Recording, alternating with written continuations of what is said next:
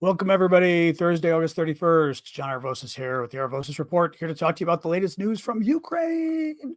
As always, I'm going to get TikTok rolling here on my iPad, and then we are going to wait 2 minutes for folks to arrive on TikTok and YouTube. And in the meantime, introduce yourselves, say where you are from, if you would, because I always like to do that. There we go. Boom. That was quick today. Anyway, hello. Hello. I thought there wasn't going to be enough news today, and I've got a lot of news, so... As always happens, or as maybe not always, as often happens, the news gets ahead of us. Anyway, how are folks doing today? End of August 31st. It's crazy. Like literally end of summer. Europeans coming back from vacation. No audio on TikTok. Well, let's try it again. Yep. All right, let's try that. I unplugged and replugged on TikTok. That usually does it. Thank you, Crazy American. Am I back, Ash? I'm assuming now, usually unplugging and replugging. Okay. Hey, Ireland. Crazy American. Thank you. Otanbat in Norway. Ireland. Hey, John. Thank you for that on TikTok. Oh, what's going on, guys? Ukraine doing Bakhmut? There isn't really any Bakhmut news. There isn't any Bakhmut news. Thank you, Lori. I mean, you know, they're doing well. I mean, they tend to be the ones on the offensive. The Russians are the ones not doing as well there, but there's not a lot of counteroffensive news today at all, actually. Thank you, user 336. Appreciate that, Chief. Thank you. Oh, how are we all, guys? Hello, UK, Ontario. What do we got? Oslo. Oh, more Norway. More Norways. I guess call name. I'd never remembered you were in Norway too. Привit, Marie. Marie, I'm going to call you French all the time. Marie. News on the power plant? Nothing really. Thank you, Lupo. Or grazie. But yeah, there's no news on the nuclear plant. Nope. Nothing. Which means it's going okay. You know? Calls after the live. You're allowed. Lancaster, England. Lovely. Thank you, Luke. Thank you, Bonnie. Oh, Kath finally got a TikTok notification. Excellent. Hey, Lee. Thank you, guys. Oh, Spain and Norway. That's an interesting stretch. Hey, Arifa. Good to see you. Thank you, Red. Appreciate that. Oh, boy. All right, guys. Thank you, Jetta. I'm getting ready. I am ready to start, I think. Hello, Tallinn. Exactly. Red Watts and Royce. I do like that rose. The rose thing. Although I think those are two of my favorites. The hat and that night hat and the rose. Anyway. All right, guys, let's get rolling. So welcome all. I am John Aravosis. This is the Aravosis Report, my nightly show that I do from usually Washington, D.C. Thank you, Allie. I'm in Chicago for the next week and a half. Thank you, Marcy. And then back to D.C. again. From Norway, live in Spain. Oh, that's a nice combo. You Europeans are so lucky. I always laugh because Americans like to do this whole, oh, the Europeans. Thank you, Jen.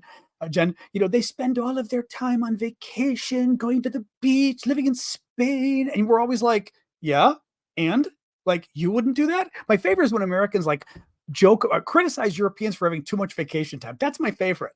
You know, thank you, Drew. And I'm always like, so I've got a friend in France.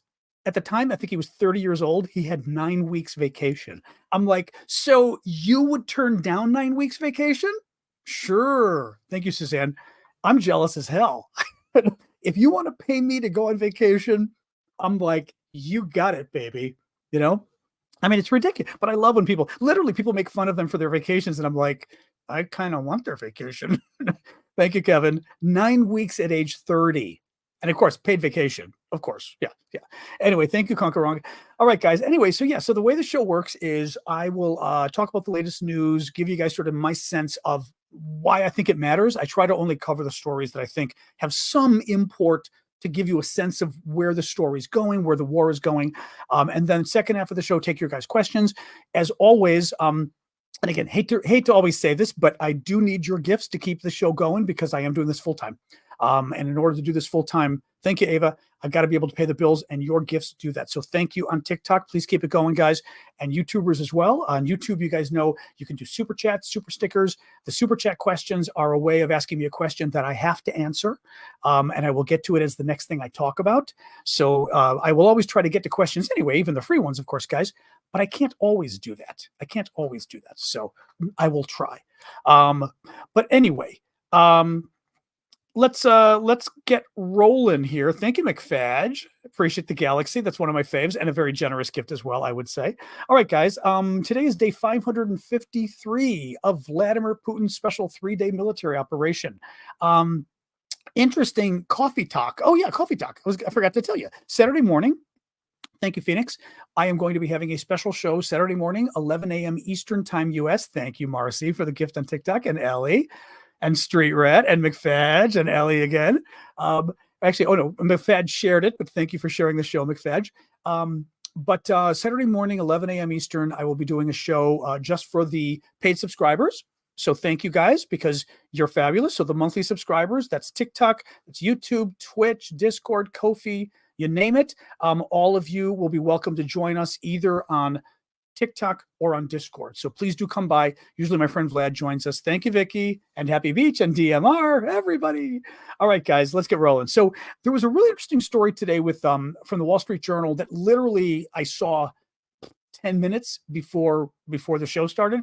Let me read you. I took like a couple of paragraphs of it just to read it to you, because I subscribe to the Wall Street Journal. Most people, well, I mean, a lot of people don't, obviously.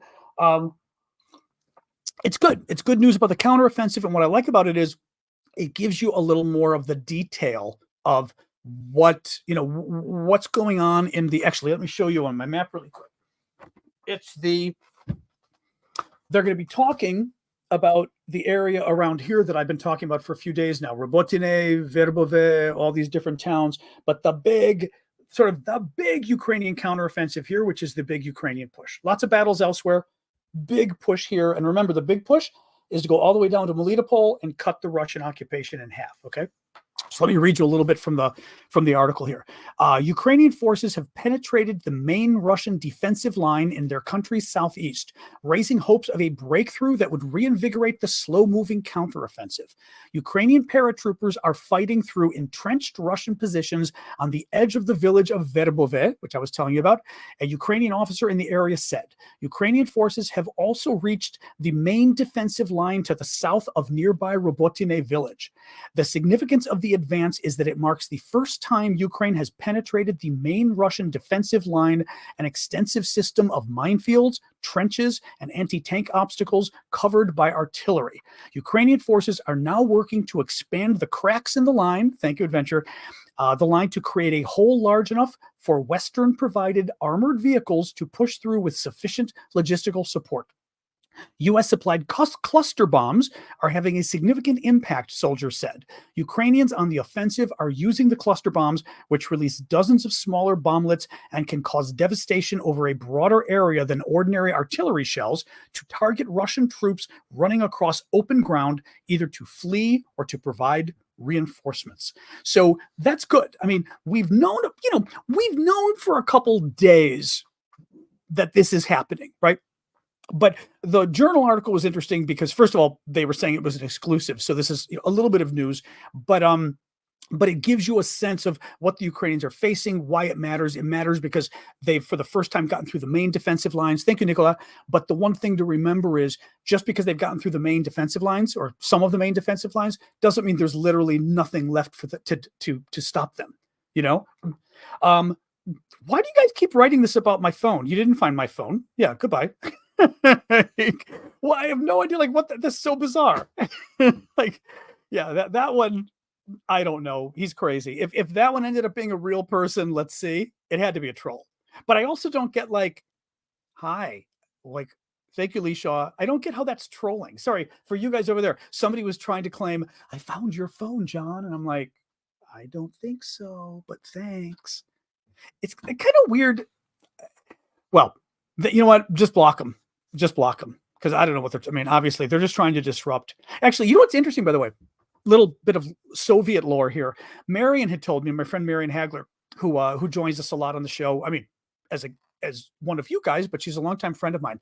Marion's the person I mentioned who's fluent in Russian, but I mean crazy fluent in Russian. She has done business law in Russian, negotiating, pieces of legislation, pieces of the Russian Constitution in Russian. I mean, crazy. Thank you, Adam. Crazy Marion's ability to know Russian. And she told me how she was in the Soviet Union in the 1980s. late 1980s, and going on a tour with the U.S. Was it like the U.S. agriculture something, and they were displaying American computers and basically showing American technology to the Russians, get them a little jealous and get them a little revved up against their own government, basically, right? Thank you, Kevin. And Marion told me how people would come and they would just ask crazy questions just to throw her off, and they would say things like, "Is the moon the same in America?" And like just something to make her go, huh? Right. And I think that's would be my guess of what that kind of thing is. They think they're like throwing you by asking weird questions. Anyway, so anyway, yeah, this is good news. I mean, it's good news. Look, guys, the bottom thing I was going to say about the counteroffensive from this Wall Street Journal article is the Ukrainians are still facing a lot of mines. They're still facing a lot of trenches. They're still facing a lot of Russian troops. It is bloody what is going on right now, and particularly bloody right now. So it's not as if they've broken through and now it's like, yeah, they run 20 miles in a day, right? But nonetheless, it's good news. And frankly, the thing I always tell you guys, even if news sounds like good with a small g rather than a big G, better to have the Ukrainians having the good news than the Russians having the good news. So it's a good day for Ukraine. Peskov got hit again, it seems, possibly moments ago. So Peskov is the Russian town that is north of Moscow. It's about 650 kilometers, maybe 400 miles or so north of Ukraine. And the Ukrainians attacked it 2 nights in a row. The satellite data now today shows that, in fact, Ukrainian government was telling us the truth, by the way. I've always told you guys, remember how when the Ukrainian government gives us like an assessment of things they've blown up, planes, things like this. And I always tell you guys, generally speaking, I have not found the Ukrainian government to lie about such things. They've been pretty honest. Their numbers, I don't know. It's hard to say the number of Russian troops they say they've killed. I don't know, right? That's hard to estimate. But in terms of specific things like we attacked this many planes, thank you, Lori, they've been very accurate. Well, the Ukrainian government said that this attack on Peskov, which is a Russian military base, again, air base north of Russia, right off of Estonia, actually, anybody who knows the European map, like I said, really far up there, the Ukrainians were able to go. The satellite imagery now proves the Ukrainians were correct. They blew up 2 Russian transport planes. They damaged 2 other transport planes. The video, there's some photos showing, literally these planes just on fire. Absolutely on fire. Thank you, Stevie Boy. A European map t-shirt. I could use a European map t-shirt. That's not a bad idea. It's got to be a good one, though. Thank you, Adam. Thank you, Stevie. You know what I mean? It's got to be one where when we look at it, we can see borders easily, because I find Google Maps very difficult for looking and trying to discern the different countries. The borders are so thin on the map that you can't see. See what you see. Yeah. See what you see, Callum. What the heck? In any case, so the satellite imagery shows that, in fact, the Ukrainians they hit 4 planes in Peskov, which is great, destroyed 2 of them. Now, what was interesting about this is, listen to this from Institute for the Study of War. Russian forces, they basically, thank you, not Jedrick, Institute for Study of War, big defense think tank we like here at the Aravosis Report out of Washington, D.C. They're very good. And they were saying that the reason the Ukrainians may have been so easy, it was so easy for them to surprise the Russian airbase and, again, blow up 4 planes, which is fabulous, is, listen to this, Russian forces may have focused their air defenses on covering Moscow and somehow missed the unusually large number of Ukrainian drones that reportedly struck the Peskov airfield. That little tidbit was fascinating to me, because that got me thinking. You know how we've been just assuming that the Ukrainian attacks on Moscow have been meant to be mosquito bites, right? They've been meant to just embarrass Putin, pester every day. The airport gets shut down for a couple hours. It embarrasses Putin, right? The right-wing military bloggers don't like it that Ukraine keeps attacking the capital. And we kept thinking it was a psychological move to basically weaken Putin, right? Never thought about this aspect of it, which is that basically the Russians were so busy focusing on the drones attacking Moscow, they weren't paying nearly enough attention to the drones that were flying, about 100 miles west of Moscow or 200 miles, whatever it is, and hitting a Russian airbase. Just very interesting bit of possible deflection from the Ukrainians on that front. Institute for Study of War also says that Russian propagandists and military bloggers criticized the Russian forces for their inability to defend Russian territory and military facilities while simultaneously criticizing recent Russian Ministry of Defense censorship efforts. That's interesting, right? So basically, the military bloggers that Putin tried to shut up, he arrested one of them, Igor Girkin, maybe, God, 6 weeks ago, 2 months ago now, he arrested Girkin. Girkin had been super outspoken, former KGB or FSB, KGB, same difference. It used to be KGB, now it's FSB. Former FSB, the war criminal. He's the guy that blew up the MH, whichever it is, but the Malaysian airliners that was blown up, civilian airliner over Ukraine. He blew it up, tried in absentia, convicted of a war crime. Well, Putin arrests the guy. Thank you, Succeed. Please keep the gifts coming, guys, on TikTok. Thank you. He arrests the guy to basically shut up the military bloggers. Putin had it with the military bloggers basically telling the truth about the war and telling too many Russians the truth that things weren't going well. Thank you, user 2119, that the Russian Ministry of Defense wasn't fighting the war well, too many soldiers were dying, etc. Right? Thank you, Jen. It's very interesting that they're starting to speak up again, because it looked initially like they had shut up for a while and that they were kind of being careful because they didn't want to get arrested as well. Now, listen to this little tidbit from Institute for the Study of War. Prominent Kremlin propagandist Vladimir Solovyov. Solovyov is the guy that's on nightly TV in Russia. If you follow any of the clips, you would see it. He's the one who's often talking about, nuking Berlin and nuking Paris and, right? But you'd recognize him if you saw him, if you're somebody who sort of follows the Russian news. Listen to this. Prominent Kremlin propagandist Solovyov expressed his outrage in response to the drone strike. We're talking about Pskov, again, the Russian military air base in northern Russia that the Ukrainians hit with drones and blew up 4 planes, damaged at least 2, blew up 2 additional ones.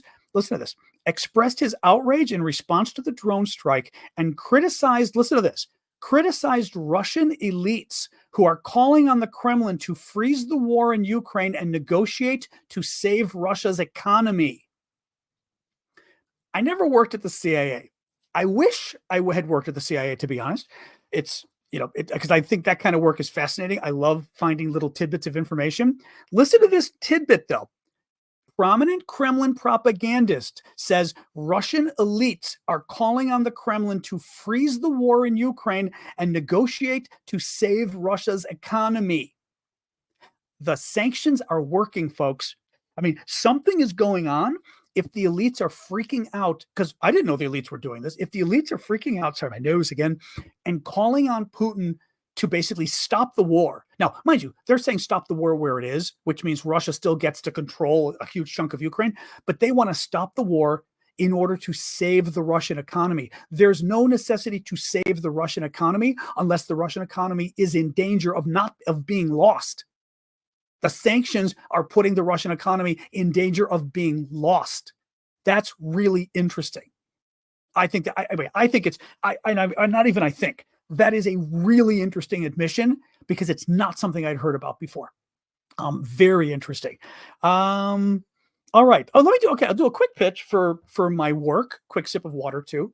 Like I said, this is always the part of the show where my nose itches. It's like I think it's my Verisign. You know it's me when my nose starts itching. When we go live. Oh, hang on. Julius actually has a question. We'll do that first. Thank you, Julius, for that. Julius has a super chat question. Does it seem odd that with all the manpower issues Russia seems to be having, they haven't recalled many of the mill bloggers back out of retirement, considering so many are ex-military by all accounts? That is interesting, actually. There was a story I was looking at today.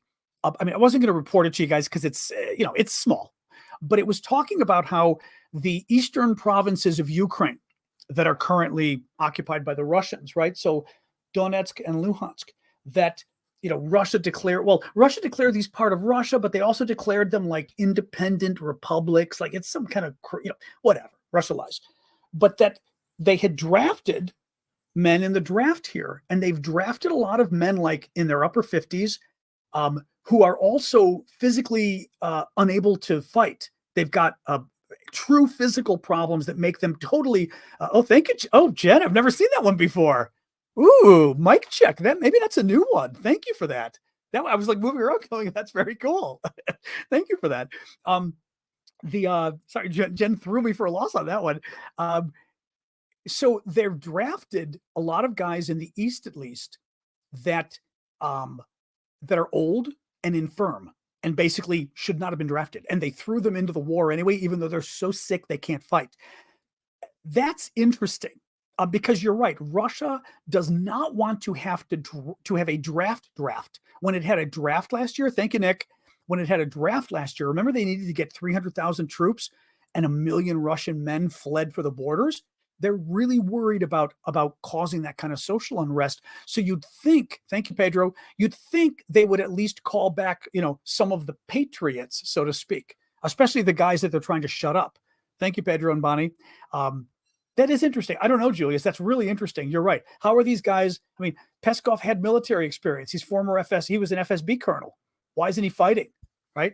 I mean, why didn't especially because the Kremlin's trying to, get away without having a big military draft. You're supposed to be getting angry. Maybe that's it. I get so excited, like something, and the metabolism gets the nose going. All right. What else we got? Oh, I know what I was going to say. Thank you, Hedge, for the duck there. So yeah. So just a quick pitch on ways you guys can help me. You guys know, of course, as I say, thank you, Florica. Oh, that's an interesting name, Florica. Florica. Thank you, Randy, as well for the gifts. So the various ways you guys can help me, because I do this for free, and again, helps pay the bills. The gifts on TikTok, thank you guys. I would say the most important really are the gifts on TikTok and YouTube for like day to day. Thank you, Obi-Wan. But also, as I always say, you can also subscribe and be a subscriber. Thank you, Charles. Thank you, Sunshine. The subscriptions basically allow you to give a monthly donation. And by giving a monthly donation, you get to do things such as access my Saturday show, where I do we hold a talk for about an hour Saturday morning, 11 a.m. Eastern time, most Saturdays. Thank you, Florica, again, and Randy. Most Saturdays, and my friend Vlad from Ukraine usually joins us, but it's only for the monthly paid subscribers as a thank you to you guys. You can become TikTok subscribers. My mods can show you on there. You can become YouTube subscribers. There's memberships now on YouTube. The little $sign at the bottom by the comment box, you click it. You can become a monthly member. You'll see the folks whose names are in green, like Carlos. I don't know if we got anybody else today. Carlos, is it just you today? Usually we have several people here. I'm scrolling back. It's all Carlos today. All right. Karen, we got some others too. But the folks in green are the monthly subscribers. You can do it on Twitch using your Amazon Prime to my Twitch account, which is at Aravosis. Thank you, blah, blah. You can do it on Discord as well. Discord's actually a really good one to do it on because Discord also connects directly to Discord. Laka, there you go, Laka as well. All right, let me keep going here. So thank you guys, and Kofi as well. Thank you, Kyle. I appreciate that. Kyle says he subscribed. But you can use Kofi as well. Kofi's address is at the bottom there. And for you guys, you can find the Kofi link, which is like Discord. Anybody who knows Kofi knows Kofi. You can find the link in my profile. All right. Thank you, Lupo. Grazie, Lupo Italiano. All right, guys, let's keep going. Zelensky says he needs 160 F-16s today. That was interesting. He says that currently the Allies have ponied up, or promises at least, to supply 50 to 60 F-16 fighter jets. These are the American fighter jets, the planes that the U.S. is going to be supplying that Ukraine says they really, really need. But Zelensky's saying they need 160, which is very interesting. It's funny because, the U.S., well, the Brits too, I think. The U.S. and the Brits have gone, well, because what's his face? I mean, Ben Wallace did complain a little bit. U.S. has very much complained. Whenever Zelensky, thank you, Obi-Wan, whenever Zelensky sort of asks for more, and they're like, as soon as we give you something, you want more. And it's like, well, first of all, that's his job. I mean, come on. He's the president of a country that's facing a genocide. He's not going to go, hey, I know it's still not clear if we're going to win, but you helped. Right. But it's kind of funny because I could see Biden going 160, but very interesting.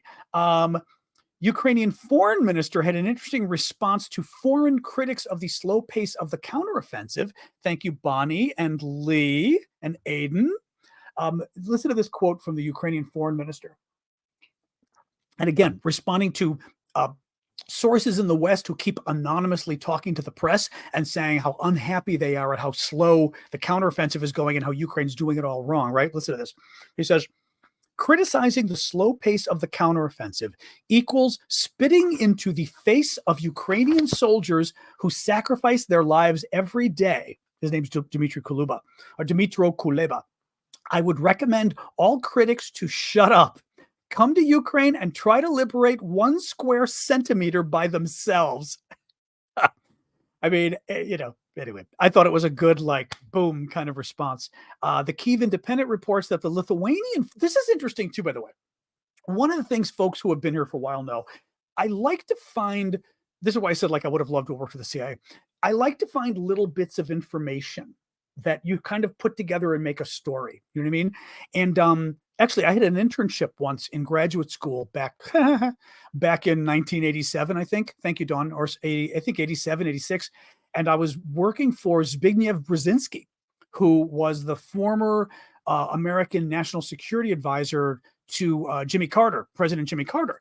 And Brzezinski was in the private sector working at Center for Strategic and International Studies. And I was doing research, and he had me doing research going through kind of hard to explain now, but going through old clippings from Russian and Soviet and newspapers and things in English and grabbing just little bits of information. And the idea, and it was interesting because he taught me this, was how you pull together all these little tidbits and you start to make, a tapestry. You start to see a larger picture.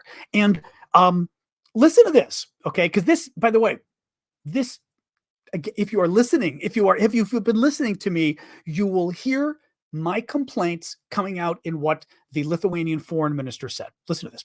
Lithuanian foreign minister was Gabrielius Landsbergis, is calling on European countries to stop saying that they will, quote, support Ukraine for as long as it takes and plan, and instead they should plan for a Ukrainian victory. He's saying that he's mad that people keep saying, we will keep supporting Ukraine, quote, as long as it takes. His response is, no, we should be supporting Ukraine until they win.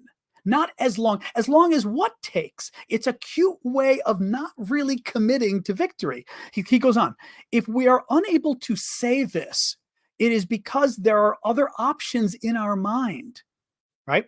And the only other option is Putin's victory. This is something I have told you guys, and it's funny because I always get pushback on Twitter, especially from the Biden fans. And, Republicans are not the only people who develop sort of an iography. It's a great word that basically means treating people as saints. So treating your political leaders as saints. I always say, which gets them mad, thank you, Carol, is basically, President Biden isn't your boyfriend. And by the way, Donald Trump isn't your boyfriend either, right? Our political leaders are not our boyfriends. Do not treat them as such. They can make mistakes. What he's saying is something I have been saying, which is President Biden has never called for Ukraine to win the war. He has never once admitted that our goal is for Ukraine to win the war, ever. Try to find it, and they always tell me, yes, he has. And then my favorite was one of them that pulled up like Biden's whole speech. I went through the whole speech. There was nothing in it. He's never said this. And there's a reason he's never said it. The Brits have said it. I remember, I don't remember if it's the British foreign minister. It could have easily been Boris Johnson, but the Brits have said it. I'd be curious actually for any of you, obviously because you speak your own language, Europeans, if you're not British, go through and do some research on your own leader and see if your administration, if your prime minister, your president, whoever, has ever called for Ukraine to win the war. Okay? That's what I'm saying. To win the war. Okay? And the reason is, as the Lithuanian foreign minister is saying, if you're not willing to say that our goal is for Ukraine to win and Russia to lose, it's because you've got some other idea in your head of what you want out of this war. And this is a point I have been making for 1.5 years to people. And one thing I'm very good at is reading American politics and reading American politicians and reading our presidents, meaning getting to know them, seeing the way they operate. Biden's up to something, but it ain't Ukraine's victory. Thank you for the gift of the star there, Ellie. Julius is asking, now this is a question that might be, thank you. Oh, that's a cool one. I don't know that I've seen that one before. Thank you, Sisso. Julius is asking, and this is probably a great question for our military experts out here, like Callum and some of the others. I wish Marine Death was with us because he's always good at this stuff too. Do you think Ukraine can use F-16 successfully? Okay. They're highly, thank you, Shimmer. They're highly sophisticated, maintenance intensive aircraft that require very clear runways to work. Thank you, Gene. And I specifically know about the runway thing that Julius is talking about, that they were saying how, especially F-16s, even like one screw or one nut on a runway is enough to get, sucked into the plane and just cause disaster. Thank you, Travis. Military folks out there, how would you respond to that? He's saying the planes are highly sophisticated, maintenance is intensive, and it requires very clear runways to work. Can Ukraine really use these planes successfully, or is it going to be just too difficult? Callum says, yes, hands down, the combined arms training at Sandhurst included use of F-16s. So Callum is saying that he thinks they can because they've been given the training. They've been given their now.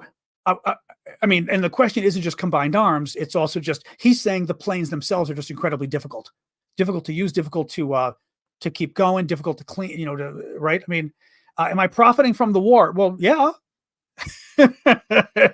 so to speak. I mean, you mean, am I paying my bills so that I can keep doing the show? Yes, I am. And by the way, that's a good time for me to remind folks, if you can donate and help me out, I appreciate it, because I do the show for free and I do it full time. So in order to pay my bills, it very much helps for you guys to give me support. So thank you for that. I'm not wealthy. Wish I were someday. So someday is never going to happen. But anyway, so thank you guys if you can help. But anyway, can you, anyway, I just wanted to throw that out there. I don't know. I'm not getting a lot of answers here. Thank you, Assad and Frank. I'm not getting a lot of answers from folks here. Tom is saying F-16s are hard to fly, unstable, but awesome performance. Callum says keeping a runway clear is easy enough with a Patriot system in place. Oh, that's interesting. Okay. And Flower Lady, thank you for the mic again. This was a super chat question. So I always stop and do super chat questions, even though we've got a few more topics to discuss, and then we'll do open questions. F-16s are being offered because they are going to be replaced by F-35s. Yes, except that doesn't answer the question of whether it's too hard for the Ukrainians to use them and maintain them, etc. Okay. In any case, Julius, a lot of folks are saying, don't worry about it. I will say this.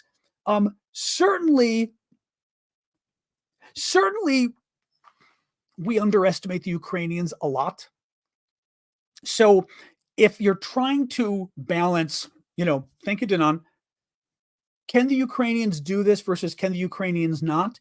We tend to err on the side of doubting the Ukrainians, and then we tend to always get shown up that basically the Ukrainians are always 10 times better than we think they are. So if we're in a situation where we're saying, can the Ukrainians really pull this off?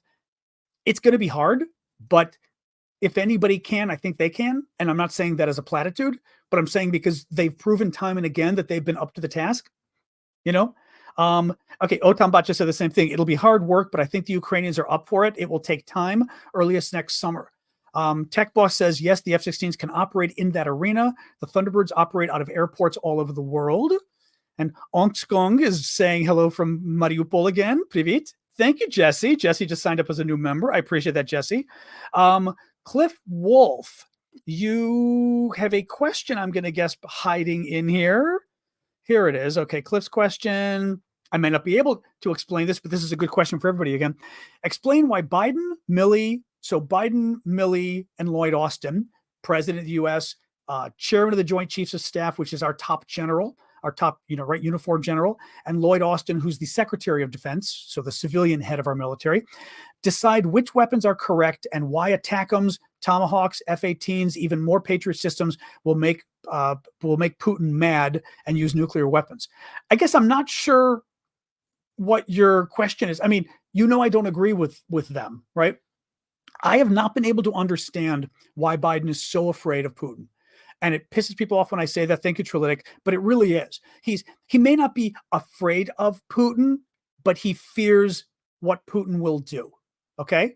So maybe he doesn't say, gosh, Putin's so scary. But he clearly thinks, oh my God, Putin might launch nukes. Oh my God, Putin might get angry. Oh my God.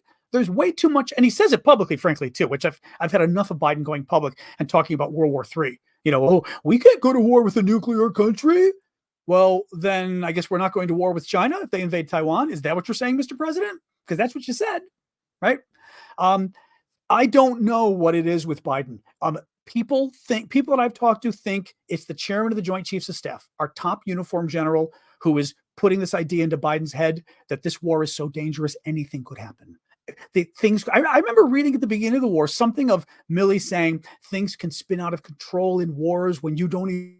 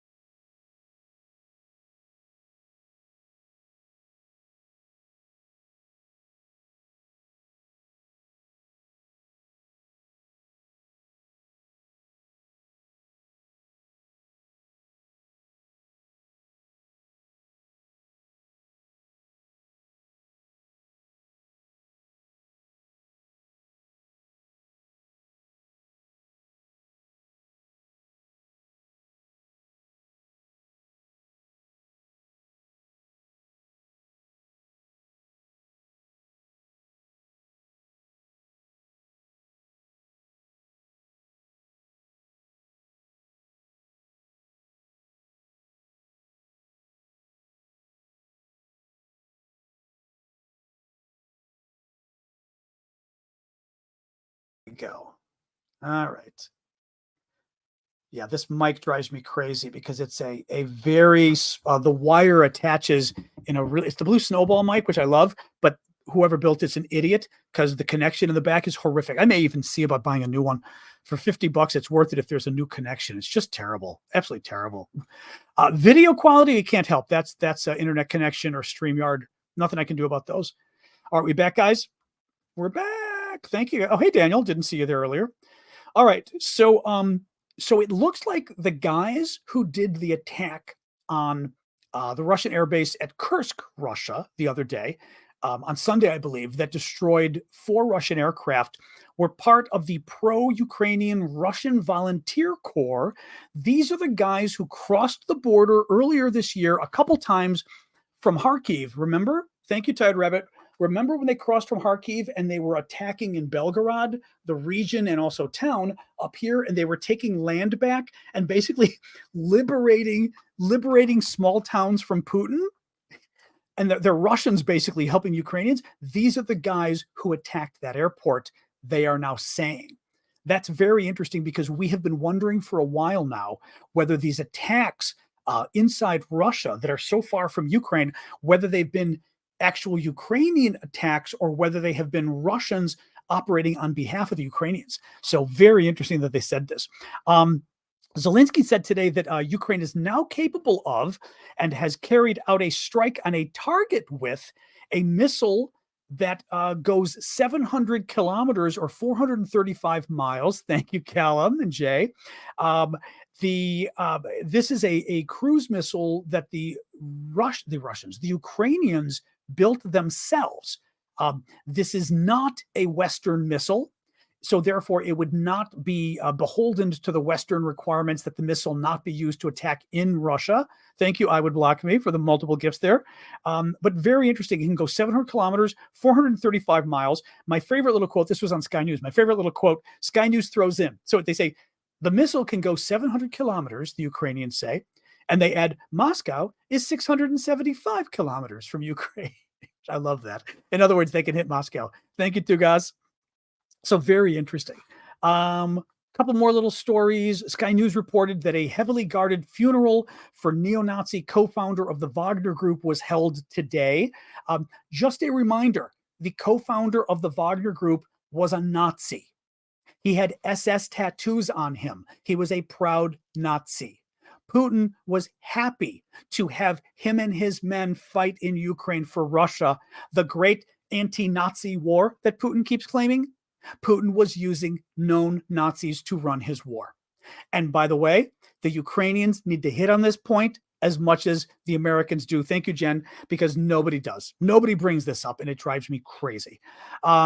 British Defense Secretary Ben Wallace stepped down today and was replaced by Grant Shapps. This was expected. Wallace had announced, I think maybe a month or two ago, he was going to be stepping down. And Ukraine's Defense Minister, Alexei Reznikov, is reportedly going to be replaced next week. Thank you, B. Smith.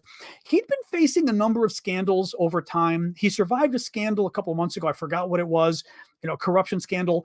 And this time, and this may be the scandal that did him in, there was a report that found that the Ukrainian Defense Ministry had signed a contract with a Turkish company for the purchase of $33 million worth of winter clothes for the military, and all the clothes ended up being summer clothes. But the investigation found evidence of price tampering, with some jackets worth $29 being listed for up to $86 on some documents. So basically, some defense officials were inflating the prices and taking the money.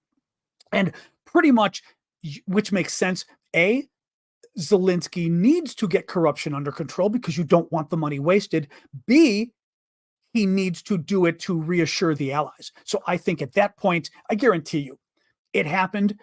Zelensky made up his mind, but also I wouldn't be surprised if the Brits and the Americans got on the phone and said, guys, this guy's got to go. This is way too many. We can't afford, because also politically, you can't afford to have this multiple times that this guy has had procurement scandals, because that's the big argument Republicans use, anti-Ukraine Republicans in our country, saying, they're stealing all the money, blah, blah, blah. So anyway, let's see next week. It should happen. I'm going to stop with that. There's one little addition. Largest UK arms company, BAE Systems, has opened an office in Ukraine to produce L119 howitzers in partnership with domestic manufacturers, among other weapons. All right.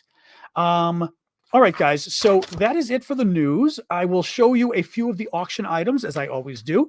We've got new auction items over at Discord. This is the fun time, by the way, because this is the time of the month when I have our best auction items, because what I do is I sort of save the best ones for the end of the month. And there you go. We've got 8 or 9 items. Actually, most of them are up. I've got 1 or 2 that still have to go up. You can find them on our Discord, discord.aravosis.com. First one is really nice. It's a challenge coin, but commemorating the Azov. I think it's it's the Azov battalion fighting at Azovstal. Thank you, Danan. So it's very nice. Has a little thing showing the plant. Says Azovstal on the back. You can see these challenge coins are basically commemorative coins. Has a soldier there, and then has a whole thing about the garrison at Mariupol written on top, but very nice. They're very cool coins. One of you was asking about socks, so I did put up a pair of socks this week. These are a pair of Ukrainian socks, and they're really cute. They're size 39 to 42, which is probably 6 to 9 American, more or less, 6 to 9. But what's neat about these is they're all the Ukrainian, not all, a number of Ukrainian cities. So there's Kyiv, Mariupol, Mykolaiv, Kharkiv, Bucha, but they're very cute. And it's just got the Ukrainian towns on them. Oh, was it Callum or Tom? I don't know. Somebody was asking about socks. So I was like, all right, I'll put the socks up. Somebody wanted socks. Well, if they're the right size, though, they're probably 6 to 9 American, or we know they are 39 to 42 European. Okay. 2 more really quick. We've got these again that are very pretty. Ukrainian made earrings that my sister did pick up and said they're very light. These are Ukrainian made earrings that are made from Easter egg shells. So done in the pisanka style, which is batik, where they use wax and they draw the wax on the shell, and then they dip it in ink and then remove some of the wax and dip it in ink. You guys were asking, well, this is the size, just to show you. They're normal sized. You guys were asking how heavy they were. My sister picked them up and said, oh God, they're super light. Yeah. Thank you, Adam. Well, they're not only super light, but she said they're also light for what they are. Like you'd look at these and you'd think they were heavier. She goes, oh my God, they're so light.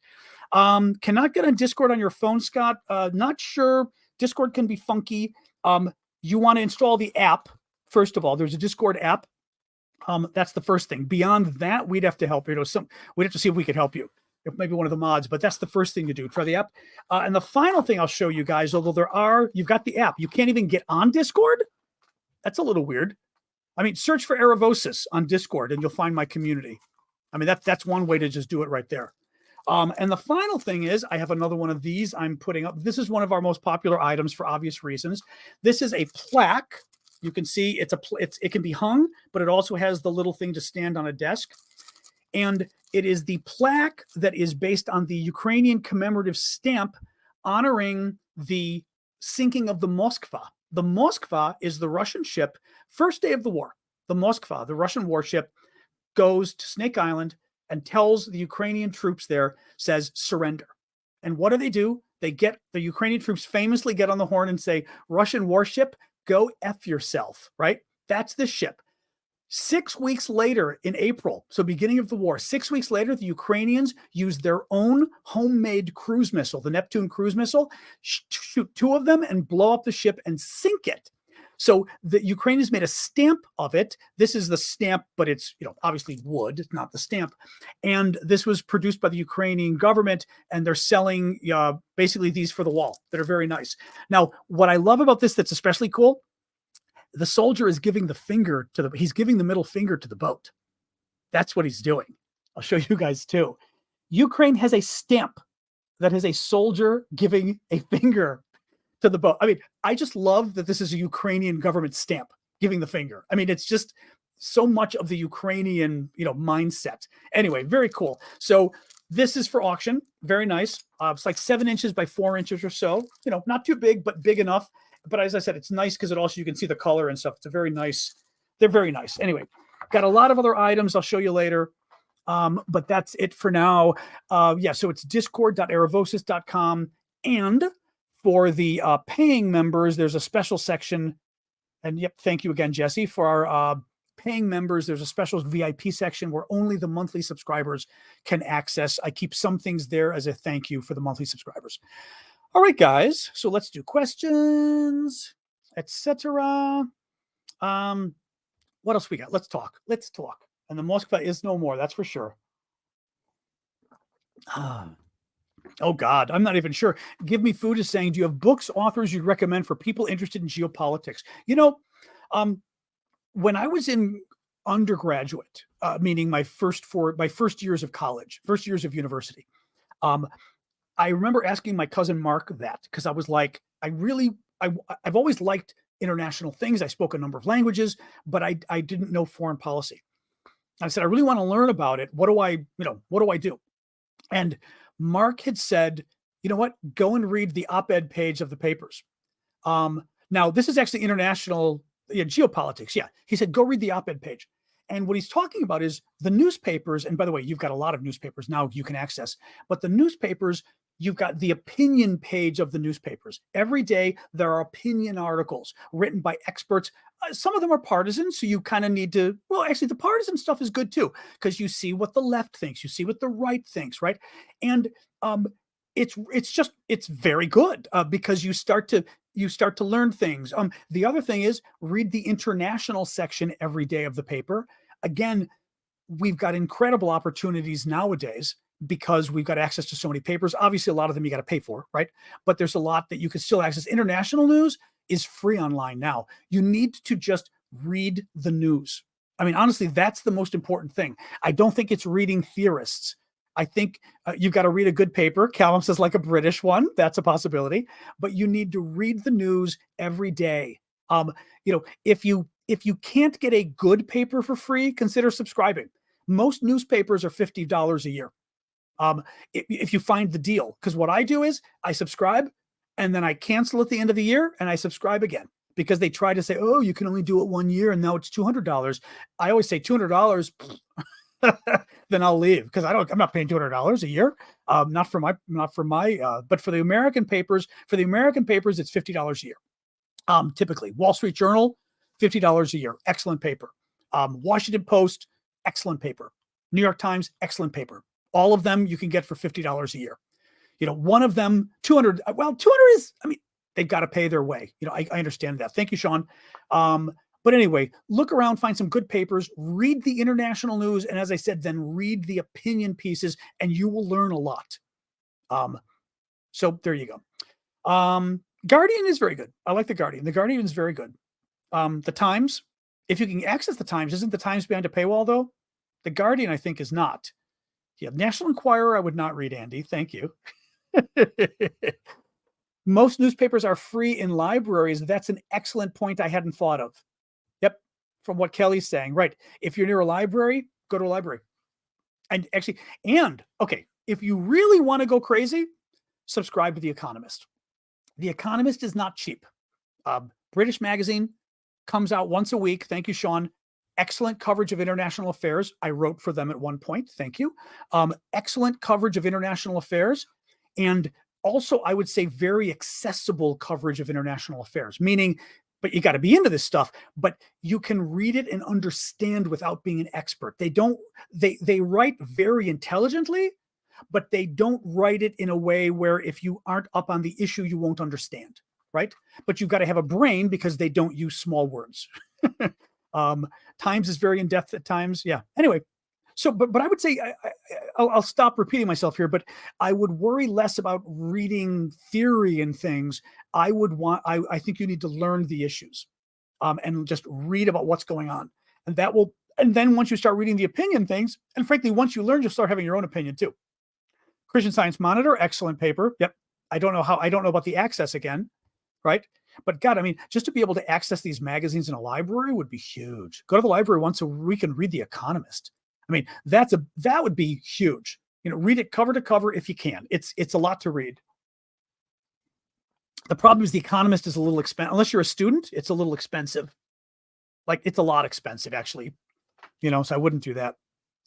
Forbes claimed oil is going to $300 a barrel. Why? Curious. You watch this every day? Okay, suspense. All right. Otambat is saying, let me see here. Odyssia Lutsevich, Deputy Director of Russia and Eurasia Program, head of the Ukraine Forum at Chatham House. Okay, they're good. Proposes that Ukraine could consider letting Russia keep its occupied territories if it leads to Ukraine's immediate accession to NATO. Well, yeah. Look.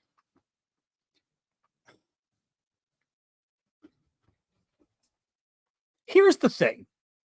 As soon as Ukraine joins NATO, Russia can't do squat. The problem is, what I mean is, as soon as Ukraine joins NATO, Russia can't attack a NATO country because they'll die. We're bigger than they are, and we're better than they are. They'll be destroyed. But if Russia is at war currently with Ukraine and Ukraine joins NATO, then we are in trouble, because then Russia attacks, and it's if the conflict is still going on, it's hard for Ukraine to join NATO. If the conflict is over in some way, as soon as Ukraine joins NATO, they're free. Now, I would argue Ukraine doesn't even need, well, here's the problem, okay? Here's the problem. It's very complicated, this. If Ukraine, the question is Ukraine giving up its territory in exchange for joining NATO. It's not really needed. You could freeze the war where it is right now. Freeze it. And Ukraine joins NATO. Right? Ukraine joins NATO, Russia can't attack. The problem is, if Ukraine attacks to get its territories back, they will have to kill Russian troops, and they'll be at war with Russia. And that provides a conundrum for NATO that NATO doesn't want to get into. The problem, I think, is NATO is not going to want to accept Ukraine if Ukraine still is saying, I've got dibs on my territory, and at some point I'm going to go to war to get them back. NATO's not going to want Ukraine to join, I think. So the question becomes, can Ukraine even join if it has outstanding territorial claims on its own land that Russia stole? They may not. Certainly one solution to that is that Ukraine gives up the land. But understandably, Ukraine doesn't want to give up its own land in the same way we would not want to give up any of our states or our land to Russia, right? But so I guess it's not like it's something new they're proposing, saying, well, if Ukraine gives up land, and they can join NATO. But I will say that you do get a weird issue of how do they join NATO if they admit they're going to keep fighting for their land, because NATO is going to say, that's part of the deal with NATO is, your territory is established and you're not a country that's going to war every week, So anyway, so I'm also, it's nothing new, it's a little old news of them to propose that, I would say. Jesse Pabian gives me a super chat question. Thank you for that. Have you heard of a possible assassination attempt or Russia mafia taking over when Putin goes to China? No, I did not hear about that. Interesting. Putin, I think, is going to China next month again or something like that. Didn't hear about anything about that. When leaders go, I'm trying to remember who, but I remember historically when leaders leave their countries, it's usually a good time to overthrow them. So I would say in general, Putin's at greater risk than he was pre-Prigozhin, right? But otherwise, I certainly haven't heard anybody talking about it, but is he at greater risk? Sure. Because if he's out of the country, it's much harder for him to, if you just sort of say you're gone, and stay in China, right? So it's possible. Julius, thank you as well for Super Chat again. If Ukraine retakes Crimea sometime in the future, what happens to the over 800,000 Russian citizens living there? They go home. Do they send them back to Russia? Yes. Yes, I think they do. I thought about that too, and I was like, you know what? They're squatters. They're in some ways, they're war criminals. They went into Ukraine and they stole Ukrainian land. They stole Ukrainian homes, knowing that this was land their country stole. Bye-bye. So yeah. No, I think, Ukraine probably doesn't want to talk about it right now, but I think they would be told you're out of here. Also just because you stole everybody's land, right? The Ukrainians live it. Ukrainians own the land. Yeah, no, I don't. Also, I will say this too. A number of Eastern European countries have learned what kind of trouble it brings when you let the Russians stay, because they let the Russians stay in the Baltic states. Does Poland have the Russian problem that the Baltic states have as well? But if you basically let them stay, they start to play games, which Putin is already doing with Ukraine, and frankly, the Nazis used to do too. Oh, we have so many of our citizens in your country, so many of our ethnic Russians. We must invade to protect our ethnic Russians, right? So you're inviting Putin to cause more problems by keeping them there, frankly. But for the European Union, I don't know how that works, but, like the Russian speakers have not been great citizens, many of them in Europe. I was reading something in Estonia yesterday where there was an ethnic Russian woman complaining that I think it's Estonia, that she's being, the government is saying basically everyone needs to learn Estonian, and she doesn't speak Estonian.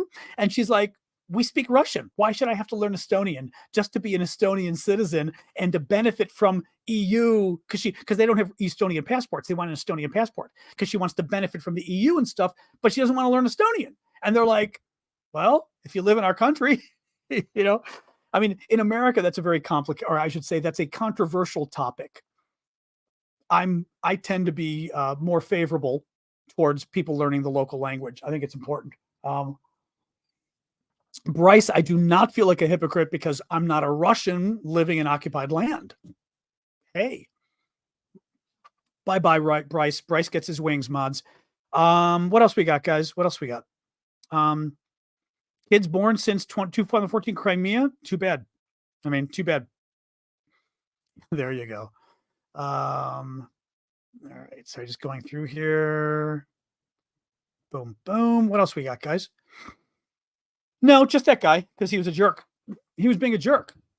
Oh, guys, don't even, Pete, you're about to leave too. I have been moderating online communities probably since before you were born. 1995 is when I started moderating online communities. 1995.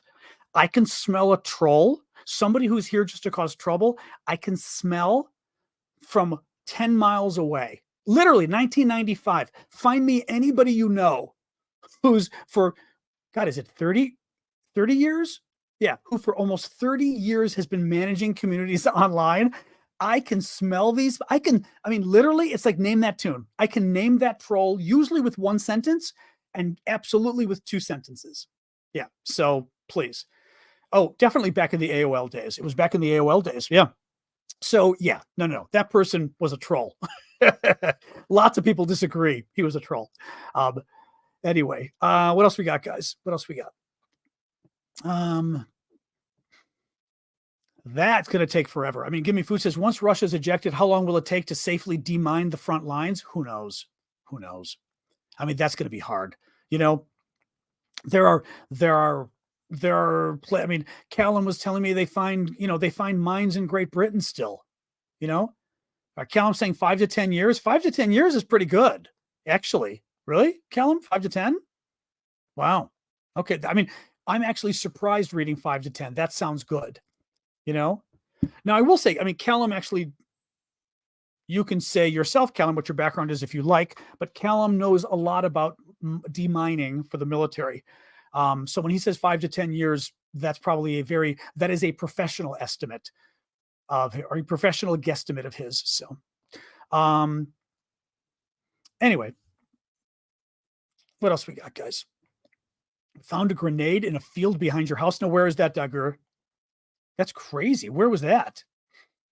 Julius, you can buy questions until the cows come home for all I care. Last question. You're not bothering me. You're buying questions. You're not bothering me. You're doing me a favor. So thank you. Julius says, I'm curious, why didn't you stay in government service? Short story and a long story. I'm sure you were good at it and you'd have had a pension. I would have definitely had a pension. Okay. Long story short, I was accepted into the United States Foreign Service. I passed the Foreign Service exam, which is not an easy exam you have to pass in the United States. I was offered to become a U.S. diplomat, and I said no because it was 1989 and I was gay, and gay people weren't allowed.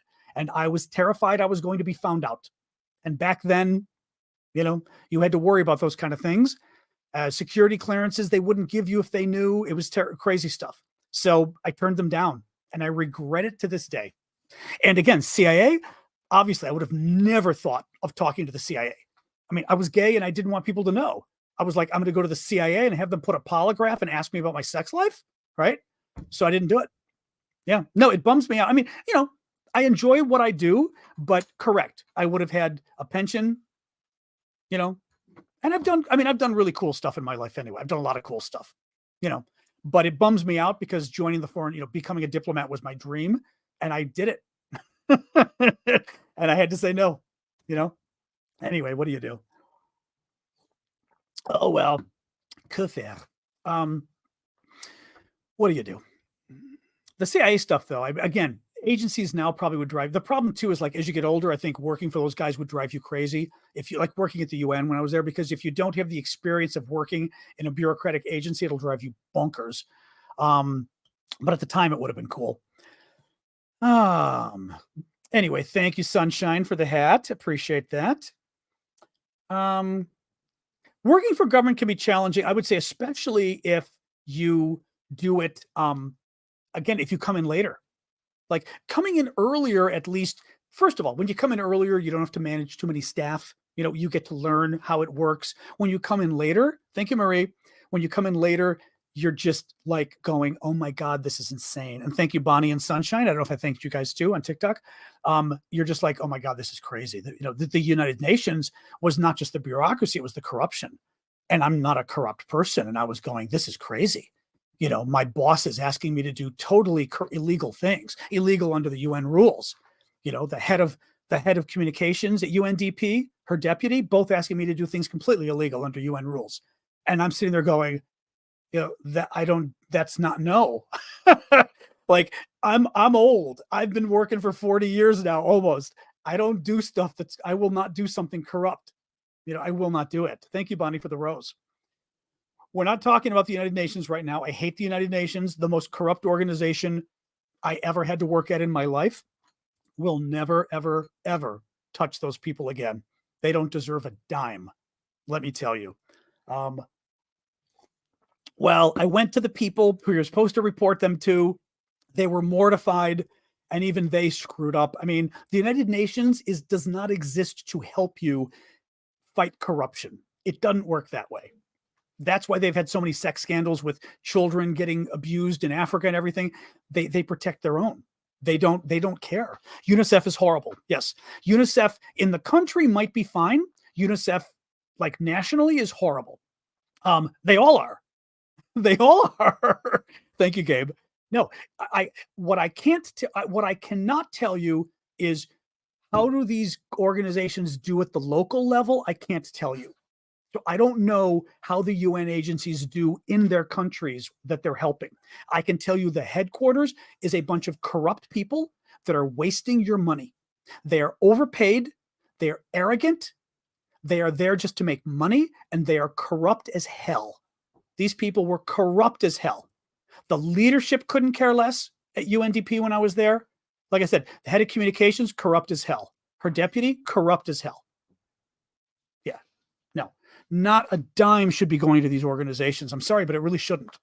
You know, they need, I mean, also, but honestly, if you think about it, I mean, the way I put it, you got me talking about the UN. We're going to stop now. But the way I put it was, you know, imagine you took every country in the world and the standard of work, the standard of ethics, the standard of corruption is you take all the countries and mix them together. It's that middle ground of all the countries in the world, right?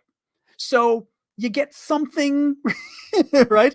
I mean, it ain't good. Even the Europeans were corrupt. My boss was American. Her deputy was South African. They're all corrupt. They're all freaking corrupt. I mean, crazy and vicious. But well, the other thing with the UN, and I'll stop now, but the UN's vicious. They are vicious as hell. Everybody working there is vicious. They're afraid of their shadow, and they're all, you know, they're walking around with knives, cutting everybody. The bullying that's allowed, the discrimination that's allowed, they don't care. They don't care. It's horrible. Horrible.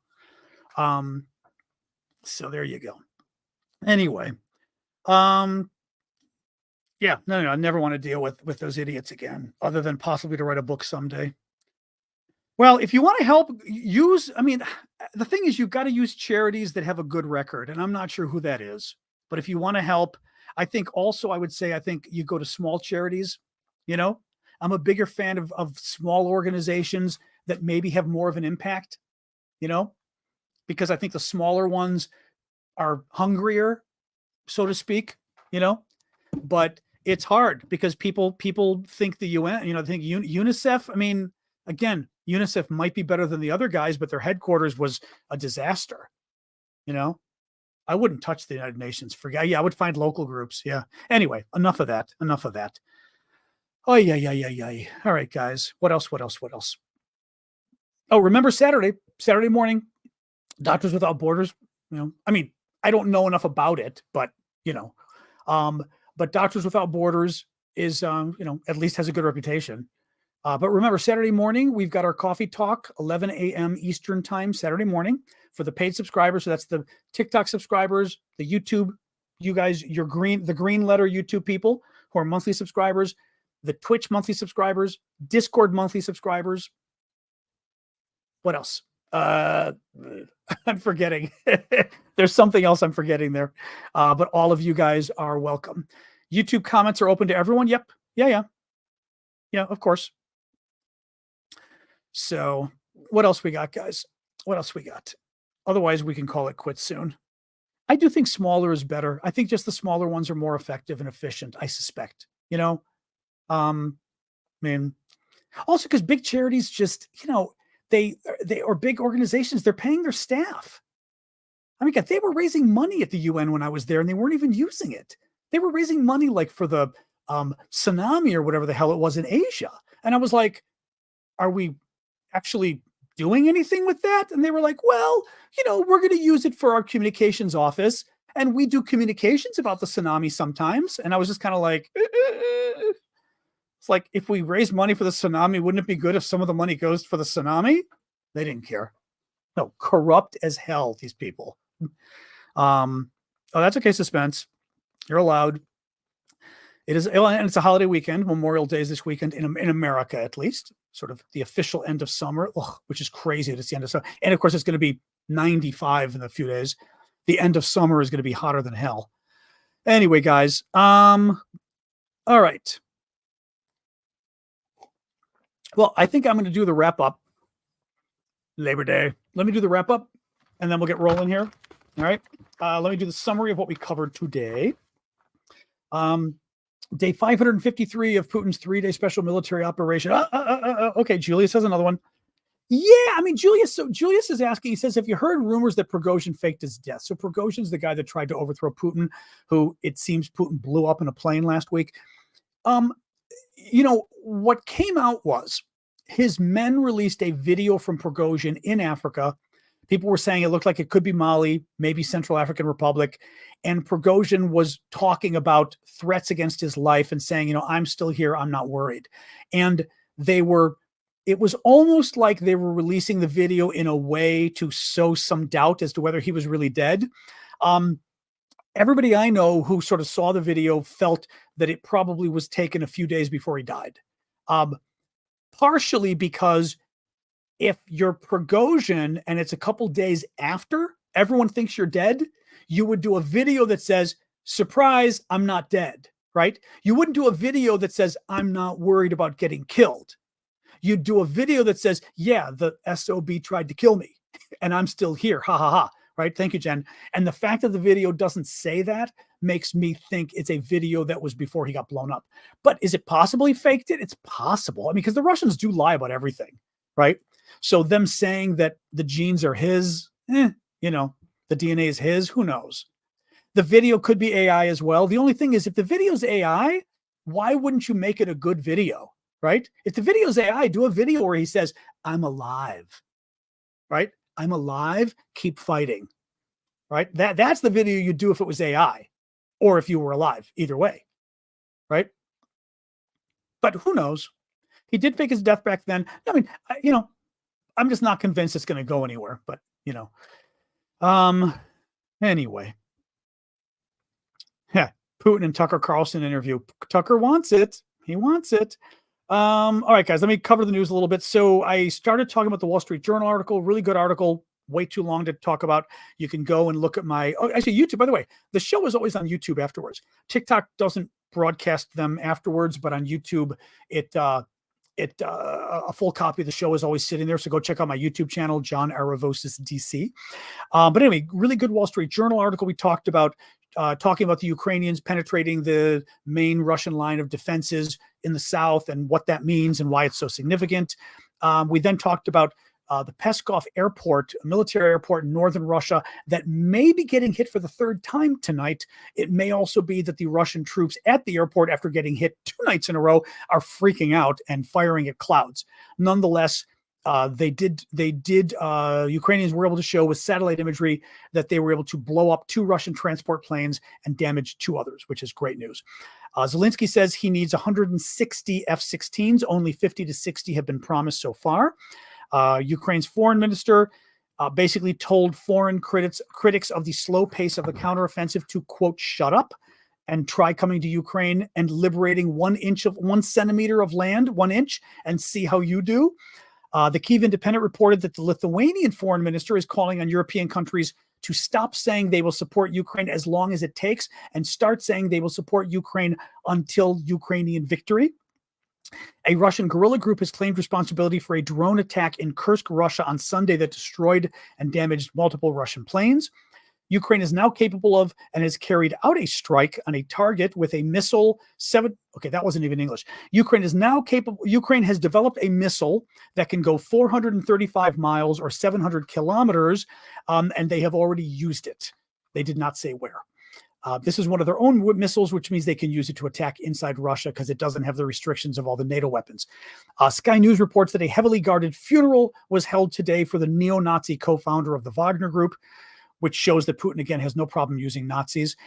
British Defense Secretary Ben Wallace stepped down today. Ukrainian Defense Minister Alexei Reznikov is going to probably be fired or step down next week because of corruption problems.